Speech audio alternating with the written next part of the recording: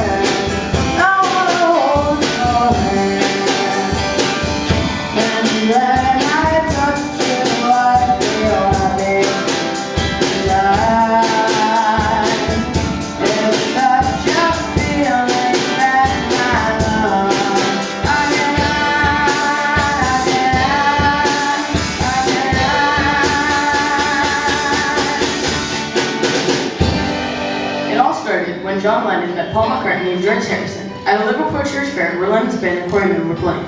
Later, they would reunite and become what we all know now as the Beatles. They were not well known at the time, but quickly grew in a stardom. On their way to the top, they encountered a lot of problems, mainly in the US.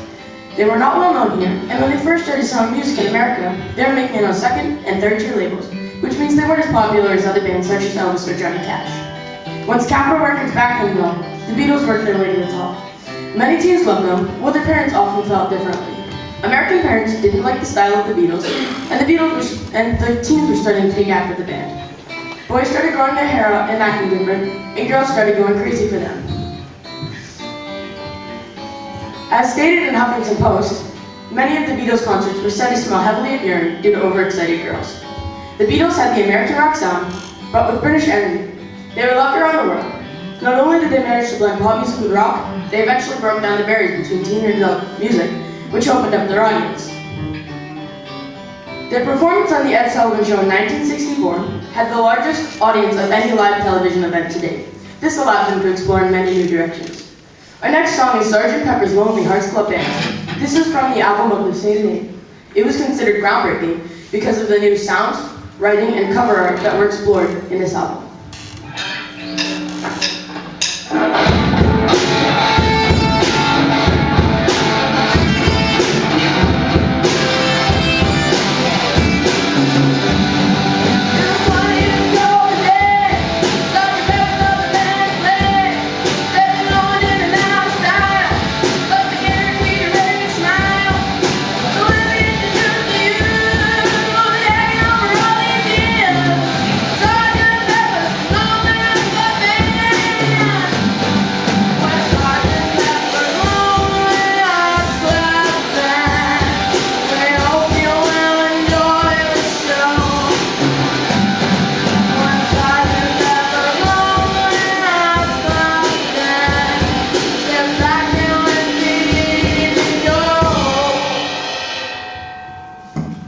The Beatles not only explored the world, they explored rock and roll. After spending so much time touring, the Beatles were eager to get back to the studio.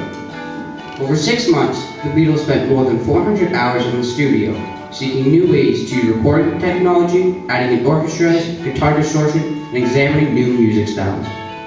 The popularity gave them the freedom to try new things both musically and artistically. Sgt. Pepper's Lonely Hearts Club Band was said to be the most important album for the pop/rock community.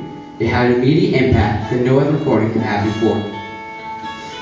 Unlike many rock bands of that time, 40 years after the breakup, the Beatles continued to sell records. In late 2010, their entire music catalog became available on iTunes.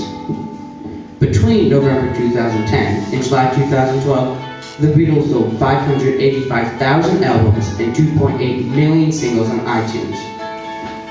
Because of their style, they inspired many artists. For instance, Dave Grohl from the band's Nirvana, Foo Fighters, said, "If it weren't for the Beatles, I would not be a musician." He goes on, "From a very young age, I became fascinated with their songs, and over the years have drawn myself in the depth of their catalog." The Beatles seem to be capable of anything. The Beatles were one of the first bands that started the British invasion. Had the Beatles not opened up that door, John Kovac, director of the Institute of Popular Music at the University of Rochester, said, "It's possible to what we've come to think as a standard exchange between American and British groups might have ever happened in exactly the same way." The next song is Revolution. This was the first heavily political song by the Beatles. John Lennon believed that revolution came from inside rather than social violence.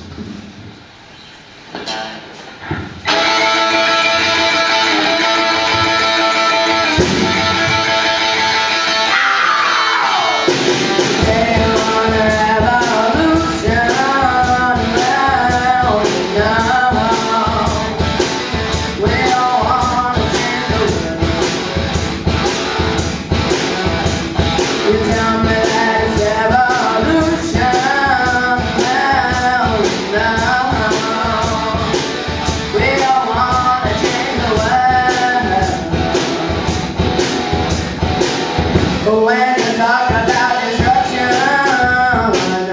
don't you know that you can count me out? The Beatles have been described as being the light at the end of a dark tunnel. Their arrival in America came during a tough time period, in both American and world history. They came when tensions were high over the Cuban Missile Crisis, the Cold War, and the construction of the Berlin Wall. Carl Myberg, from the Department of History, gave his thoughts on this difficult time period, and also his definition of President Kennedy. He says, "There's a period of mourning, and then in 1964, the Beatles arrived, culturally and reunites that hope." He later states, "I don't think the Beatles are any different, they're the same as anyone else." Paul McCartney said, persuaded John Lennon to oppose the Vietnam War. "We sort of stumbled into things," Sir Paul told Prospect magazine. For instance, Vietnam. "Just when we were getting to be well known, someone said to me, 'Bertrand Russell, a political activist who lived not far from here in Chelsea. Why don't you go and see him?' So I just took a taxi down there and knocked on his door." The Beatles were also known as big racial activists. They say he faced segregation, which was not common in Britain. As Paul McCartney said after playing in Jacksonville, the whites and blacks were separated. "I think that would be a bit silly to segregate people," he later states. "I don't think colored people are any different, They're just the same as anyone else." He didn't play for any segregated audiences after that. Beatles encountered many things during the rise to fame. In the 60s, there was a lot of turbulence and change. They broke down walls from the start and continue to inspire many musicians throughout the music industry.